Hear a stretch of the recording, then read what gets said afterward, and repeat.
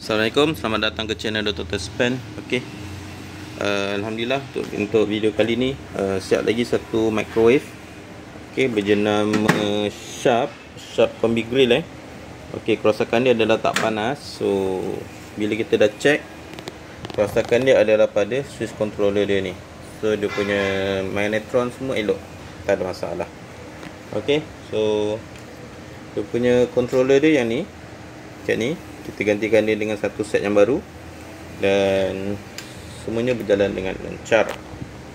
Okey, so jenis microwave ni kebanyakannya lah banyak berlaku pada dia punya selector ni. Okey, kebanyakannya. Tapi jangan anggap itu saja yang rosak. Kadang-kadang magnetron rosak pun boleh jadi, transformer rosak pun boleh jadi, high voltage kapasitor rosak pun boleh jadi. So untuk mengesahan, bolehlah hantar dulu pada technician yang mahir untuk cek kerosakan dan baiki. Kalau pandai DIY sendiri, bolehlah buat dekat rumah sendiri.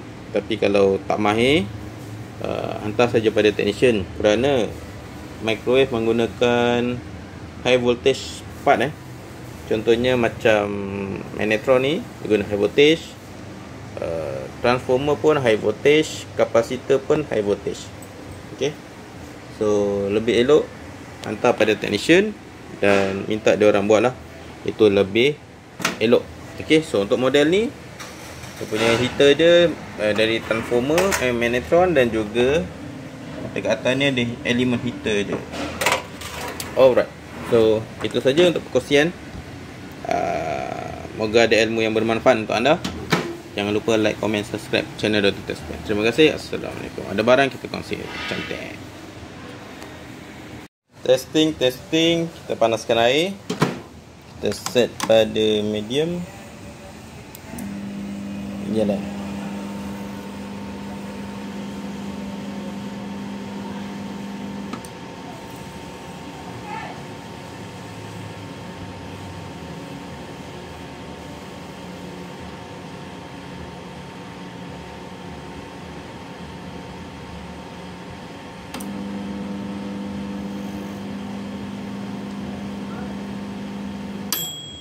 Okey,